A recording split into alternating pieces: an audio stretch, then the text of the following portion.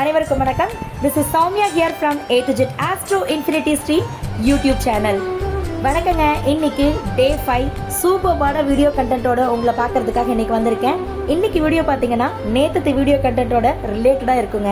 என்னன்னு பார்த்தீங்கன்னா நேற்று நாம் ஆண்டாள் அரங்கனுடைய லவ் ஸ்டோரி நம்ம போட்டிருந்தப்ப நிறைய பேர் பார்த்துட்டு கதை ரொம்ப சூப்பராக இருக்குன்னு சொல்லிட்டு நிறையா வியூ பண்ணியிருந்தாங்க, ஷேர் பண்ணியிருந்தாங்க, கமெண்ட்ஸ் கொடுத்துருந்தாங்க. ஈவன் எனக்கு பர்சனலாக கால் பண்ணி ஸ்டோரி ரொம்ப சூப்பராக இருக்குது, ஈஸியாக புரியுது, நீங்கள் ரொம்ப அற்புதமாக சொல்கிறீங்கன்னு சொல்லிட்டு நிறையா ஸ்வீட்டான அப்ரிஷியேஷன் கொடுத்துருந்தாங்க. உங்களுடைய அன்புக்கும் அக்கறைக்கும் நான் எப்படி தேங்க் பண்ண போகிறேன்னு தெரில. எவ்வளவு நன்றிகளும் தேங்க்ஸும் சொன்னாலும் இதுக்கு ஈடாகாது அப்படிங்கிறத இடத்துல சொல்லிக்கிறேங்க. அண்ட் அப்படித்தான் நேற்று நமக்கு one of the subscriber from Chennai வந்து கால் பண்ணியிருந்தாங்க. கால் பண்ணி மேடம் நீங்கள் ரொம்ப சூப்பர்பாக இந்த ஆண்டாள் அரங்கனுடைய ஸ்டோரி சொல்லியிருந்தீங்க, அதே மாதிரி எங்களுக்கு இந்த ராதை கிருஷ்ணன் ருக்மிணி ரிலேட்டடான கதையும் கொஞ்சம் சொன்னீங்கன்னா நல்லாயிருக்கும் கேட்கறக்குன்னு கேட்டிருந்தாங்க. அவங்க கேட்கலின்னா சும்மாவே நாம் அள்ளி வீசுவோங்க. சப்ஸ்கிரைபர் வேறு கேட்டுட்டாங்க. ஸோ அப்போ கண்டிப்பாக இன்றைக்கி நம்ம அந்த கதையை சொன்னோம் இல்லையா? எஸ், இன்றைக்கி அது பற்றின வீடியோ கண்டென்ட் தான் எடுத்துகிட்டு வந்துட்டுருக்கேன்.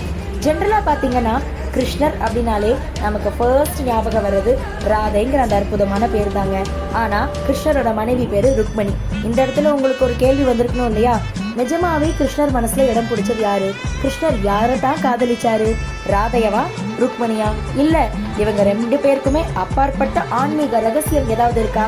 இப்படிங்கிற கேள்வி எனக்கு மட்டும் இல்லைங்க, இதை பார்த்துட்டு இருக்க எல்லாருக்கும் ஏற்கனவே வந்திருக்கும், இப்போவும் வந்திருக்கும். ஸோ அப்போ இன்னைக்கு நம்மளோட வீடியோ ராதே, கிருஷ்ணர் அண்ட் ருக்மிணி இவங்க 3 பேர்த்த பற்றின ஒரு கதை தான் இன்னைக்கு நம்ம பார்க்க போகிறோம். உங்களுக்கே தெரியும், விருந்தாவனத்தில் அப்படிங்கிற ஒரு பசுமையான இடத்துல தான் கிருஷ்ணர் வந்து தன்னோட சின்ன வயசில் இளம் வயதில் வளர்ந்து வாழ்ந்து வந்தார் அப்படிங்கிறது நமக்கு கிருஷ்ணரோட ஸ்டோரியிலேயே தெரியுங்க.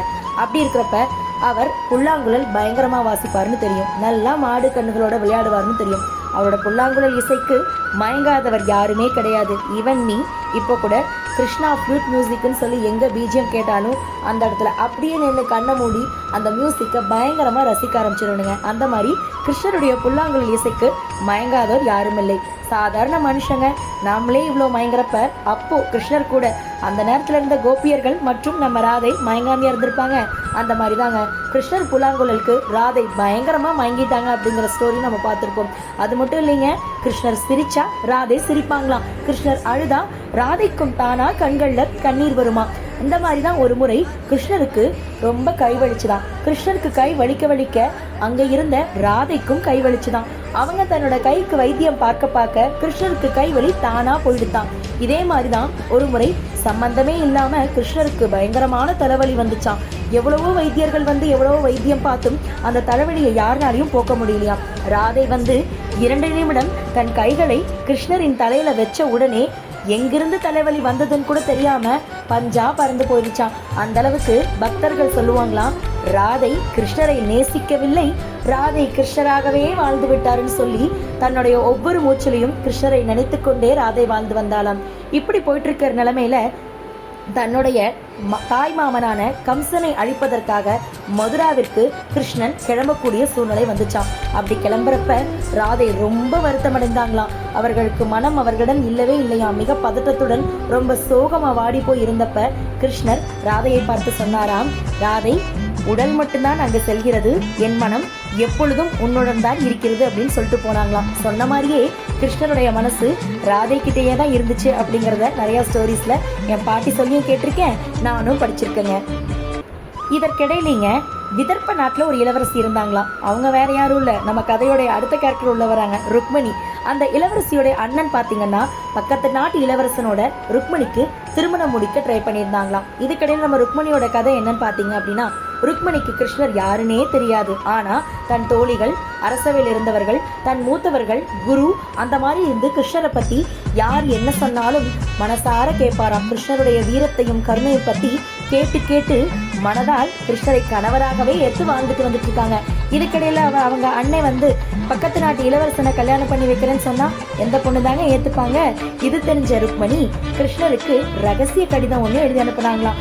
உங்களை கணவராக என் மனதில் ஏற்று வாழ்ந்து கொண்டு வந்துட்டு இருக்கிறேன், ஆனா என்னுடைய அண்ணன் வந்து இந்த மாதிரி பக்கத்து நாட்டு இளவரசரை திருமணம் முடிக்க பிளான் பண்ணிட்டாரு, எப்படியாவது என்னை காப்பாத்துங்க, சேவ் பண்ணுங்கன்னு சொல்லிட்டு அவ்வளோ அழகா கியூட்டா ஒரு ரகசிய கடிதம் எழுதி அனுப்பிட்டாங்களாம். அந்த கடிதத்தை பார்த்த கிருஷ்ணர் உடனே காப்பாத்துறதுக்காக வந்துட்டாராம். அடுத்த நாள் ருக்மிணி அந்த அரசு வீரர்களுடன் ஒரு கோவிலுக்கு ஒரு வழிபாடு செய்ய போயிருந்தப்ப அந்த கோவிலிருந்து வெளியில வந்ததையும் ஹீரோ எப்படி படத்துல திடீர்னு என்ட்ரி கொடுப்பாரு இல்லைங்களா, அந்த மாதிரி ஜம்முன்னு வந்து நம்ம கிருஷ்ணர் தேர்ல எல்லாரையும் எதிர்த்து ருக்மணியை கூட்டிட்டு போயிட்டாராம். யாராலையும் ருக்மணியை கிருஷ்ணர் கூட்டிட்டு போறதை தடுக்கவே முடியலையா. ருக்மணியை கூட்டிட்டு போய் திருமணமும் பண்ணி அழகா துவாரகைக்கு மகாராணியாவும் இல்லறத்துக்கு நல்ல இளவரசியாகவும் மாத்தி கிருஷ்ணர் வந்து உட்கார வச்சுட்டாராம். எவ்வளவு சூப்பரா இருக்கு இல்லைங்க. இந்த இடத்துல உங்களுக்கெல்லாம் ஒரு சந்தேகம் வரணுமே, ஏன்னா எனக்கு வந்திருக்கு. இப்போ கிருஷ்ணர் நிஜமாலுமே யாரை காதலிச்சாரு? தன் மனசையே கொடுத்துட்டு உடலை மட்டும் கொண்டு வந்த ராதையவா, இல்ல தூக்கிட்டு வந்து கல்யாணம் பண்ண ருக்மணியவா? இந்த கேள்வி எல்லாருக்குமே கண்டிப்பா நிச்சயமா வந்திருக்குங்க. இந்த கேள்வி நம்மளுக்கெல்லாம் வந்ததுல ஆச்சரியமே இல்லை. இந்த கேள்வி யாருக்கு வந்துச்சான்?